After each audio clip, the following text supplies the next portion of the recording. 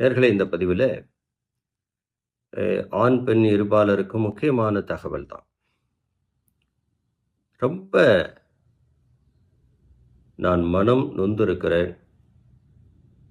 நான் பல முயற்சிகளை செய்துவிட்டேன். வாழ்க்கையில் வளமாக முடியவில்லை.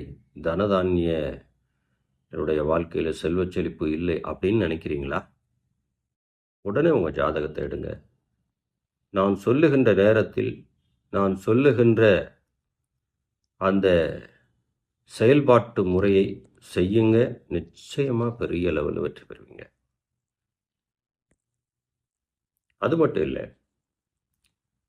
நாம் எண்ணுகின்ற வேலையை, நாம் விரும்புகின்ற வேலையை கூட அரசு சார்ந்த வேலையாக இருந்தாலும் அல்லது பிரைவேட் செக்டார் துறையில் இருக்கக்கூடிய வேலையாக இருந்தாலும், நாம் விரும்புகின்ற வேலையை நம்மளுடைய பிறந்த அமைப்பின் நேர பிரகாரம் தொட்டால் ஜெயிச்சிடலாம்.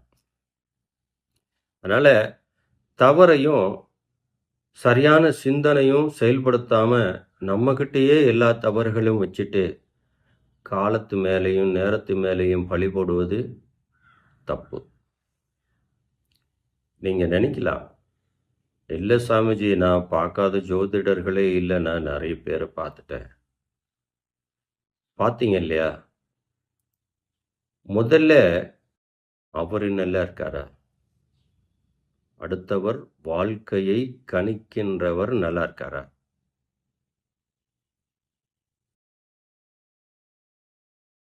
யோசிக்கணும்ல, யோசிக்கணும்.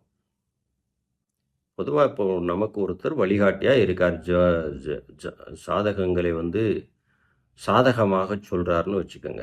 நம்மளுடைய ஜாதகத்தை ஒருவர் ஜோதிடர் சொல்கிறாரு.